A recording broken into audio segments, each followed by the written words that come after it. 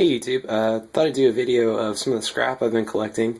I've been planning on buying a blacksmithing forge for a little while, so I've been trying to grab some stuff here and there and just kind of build up a little bit of a stash so when I start doing projects I'm not scrounging around as much.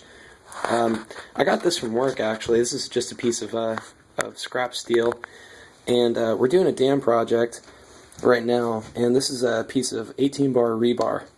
And if you look at this Coke can for size comparison, it's just a little bit smaller.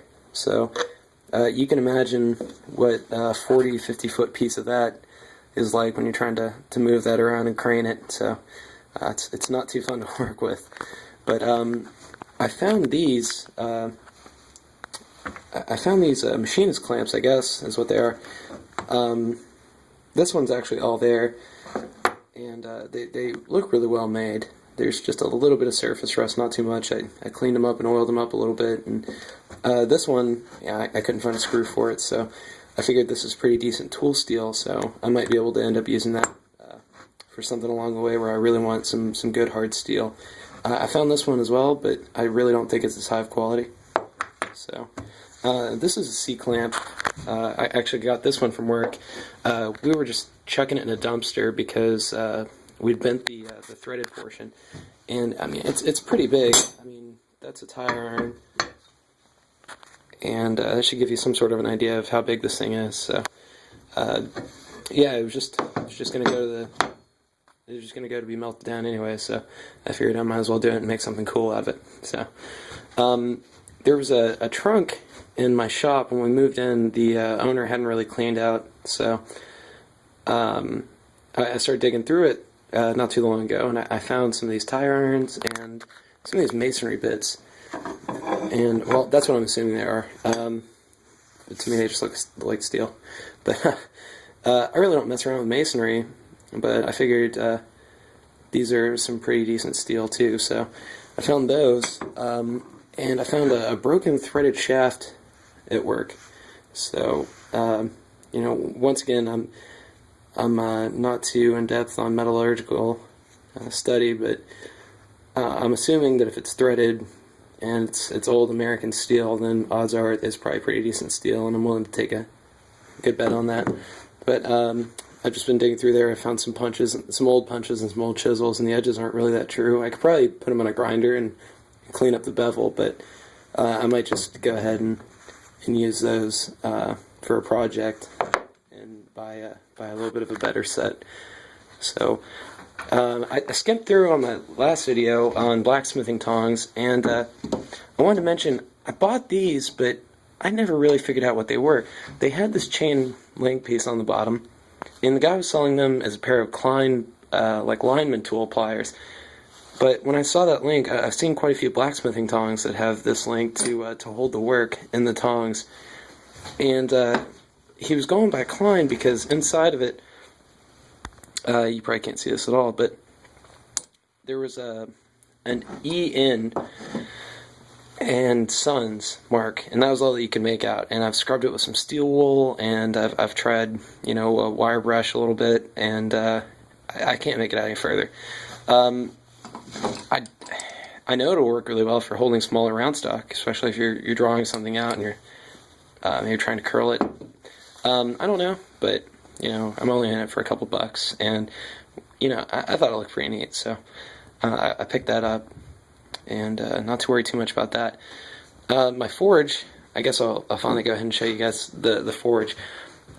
He didn't really give me much of a description when he told me about it, so I've been pricing him out though, and the price he told me seemed really low, and he told me it had a hand crank blower, and honestly, I would have probably paid the amount he was asking just for that blower, even if the bearings were shot in it. I mean, that's how low the price was. And when I went over and finally checked it out, I checked to see if there's any play in it at all, but I mean, it cranks all the way through. It's not slipping. I need to take it apart and oil it really well. And but other than that, I've already built a fire in the forge, and the pot's really anything fancy. I put some coal in there last night because I just couldn't resist, you know, heating up some metal. So I've built a fire in it. It works great. it's a little bit rusty, but you know, I work with steel, so that's no big deal. Anything made out of metal can be fixed. But definitely the blower, that was really caught my attention, and you know, the stand's really solid.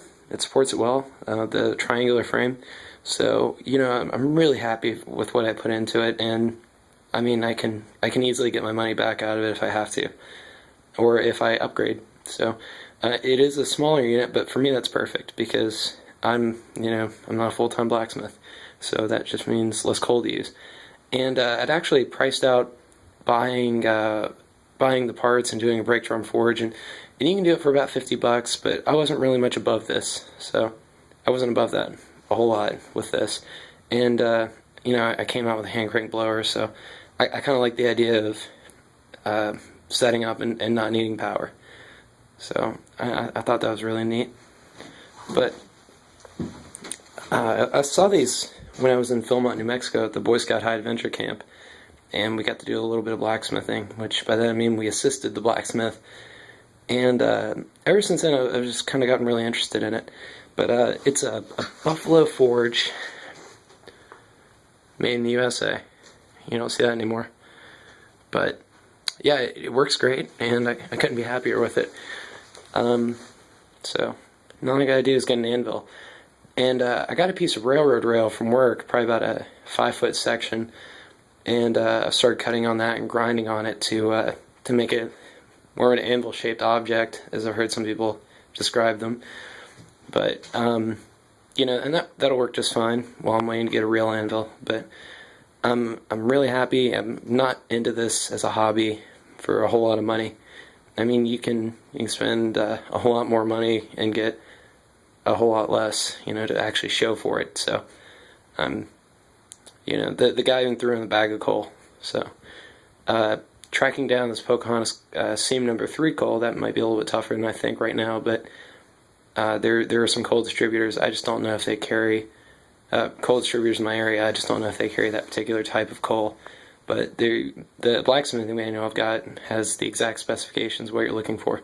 So, just really excited to start making some stuff and to start learning a new skill set. So, all right. Well, thanks for watching, and have a good one.